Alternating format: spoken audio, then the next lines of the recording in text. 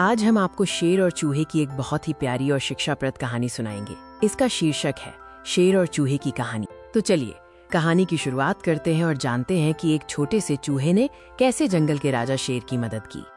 एक घने जंगल में एक शक्तिशाली शेर रहता था जो जंगल का राजा कहलाता था, और वहीं एक छोटा सा शरारती चूहा भी रहता था। एक दिन गर्मी बहुत थी। शेर शिकार के बाद थक गया था और उसे आराम की जरूरत थी। शेर ने एक बड़े और छायादार पेड़ के नीचे आराम करने का फैसला किया और जल्दी ही गहरी नींद में सो गया। उसी समय शरारती चूहा अपने बिल से बाहर आया और उसने सोते हुए शेर को देखा। चूहे को मस्ती सूझी। उसने शेर के ऊपर कूदना और खेलना शुरू कर दिया, कभी उसके पूंछ पर तो कभी उसके चेहरे पर। चूहे की इस हरकत से शेर की नींद टूट गई और वो बहुत गुस्से में आ गया। शेर ने तुरंत चूहे को अपने बड़े पंजे में पकड़ लिया और उसे मारने ही वाला था। डर के मारे चूहे ने शेर से माफी मांगी और गिड़गिड़ाते हुए कहा, जंगल के राजा, मुझे जाने दो। चूहे ने शेर से वादा किया कि अगर वो उसे छोड़ देगा तो भविष्य में वो शेर की मदद जरूर करेगा। चूहे की बात सुनकर शेर को हंसी आ गई।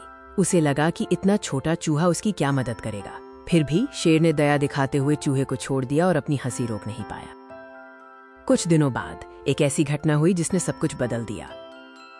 एक दिन कुछ शिकारी जंगल में आए और उन्होंने शेर को पकड़ने के लिए एक बड़ा जाल बिछाया। दुर्भाग्य से शेर उस जाल में फंस गया और लाख कोशिशों के बाद भी बाहर नहीं निकल पाया।